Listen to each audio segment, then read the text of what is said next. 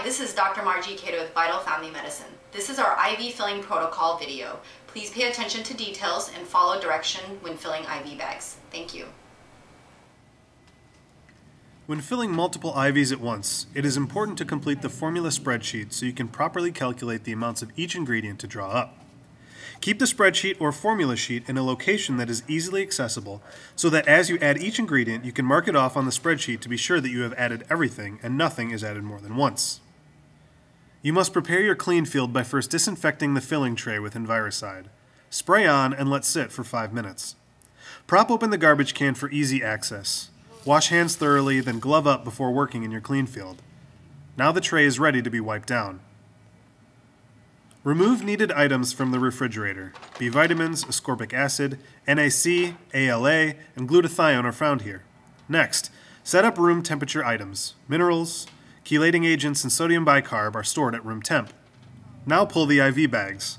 Although boxes are marked, always double check bag for proper contents, no punctures or other damage to the wrapper. Place in filling tub. Once all necessary items are arranged on tray, clean tops of vials and dispensing pins with alcohol. Remove IV bags from wrapper and mark patient's initials, IV type, and today's date on tape and attach to IV bag.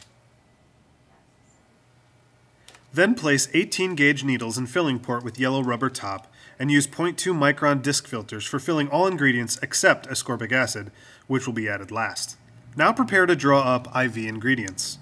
Use a 20 milliliter syringe when filling multiple bags or a 10 milliliter syringe for a single bag. Save the syringe wrapper to store syringe in between filling items. Choose ingredients by beginning at the top of the formula sheet.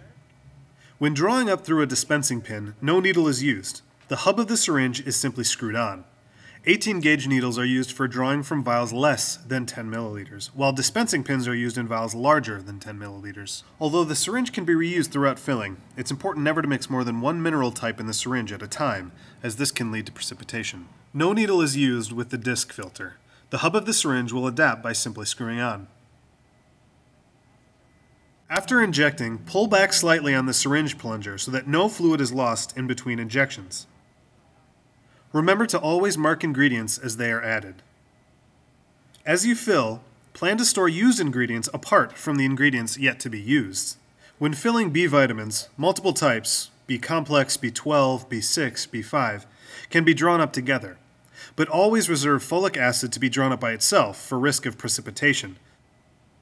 So remember, all folates require a new syringe and a new needle.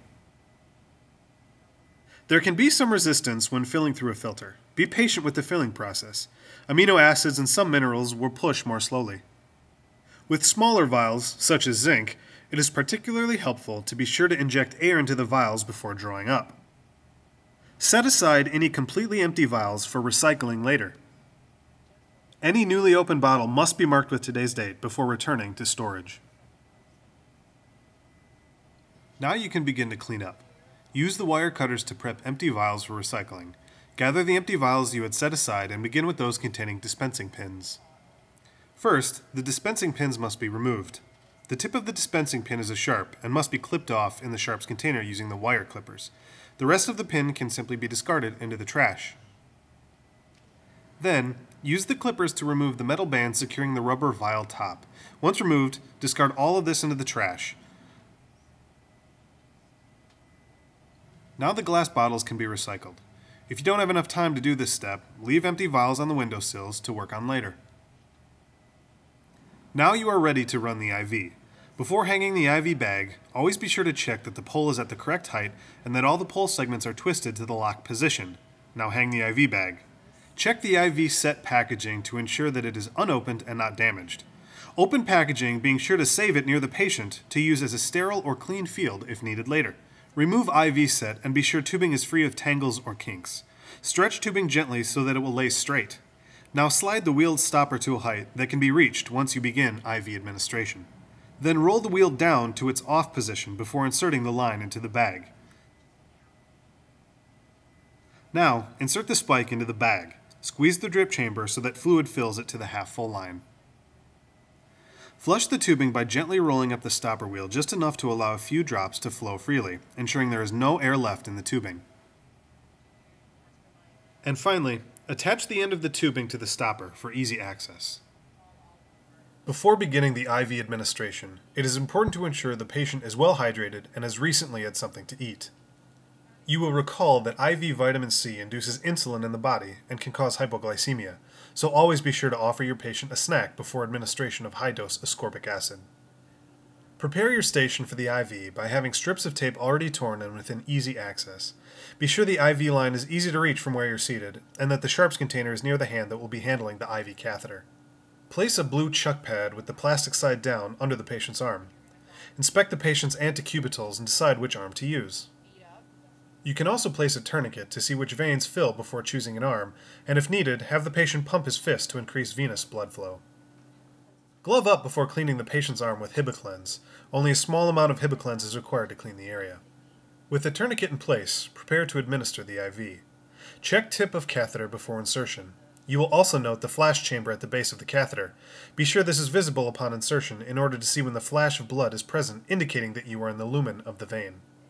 With a firm tissue pull below the site of insertion, and the bevel of the needle facing upwards, insert the catheter in the direction of the vein.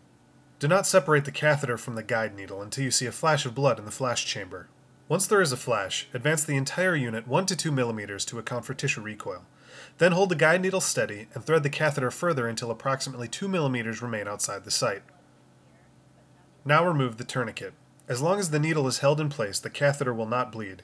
Carefully retrieve the IV line and again confirm the tubing has been flushed with IV fluid and is free of air. Ask the patient to hold if necessary. When removing the guide needle, remember that this is a biohazardous sharp and immediately dispose of it in a sharps container. Occlude the vein with moderate pressure just above the catheter. Remove the IV line cap and now attach IV line to catheter by holding the catheter steady and screwing on the IV line. Now begin to open the flow to ensure you are in the vein. Adjust the drip rate, then securely tape down the IV line. Once the IV is complete, close off the line by rolling the stopped wheel down. Glove up before beginning IV removal, and have IV cart nearby to easily access your supplies. Gently remove paper tape. Have sterile gauze easily accessible. With gentle pressure, place gauze over the catheter and remove in a smooth manner.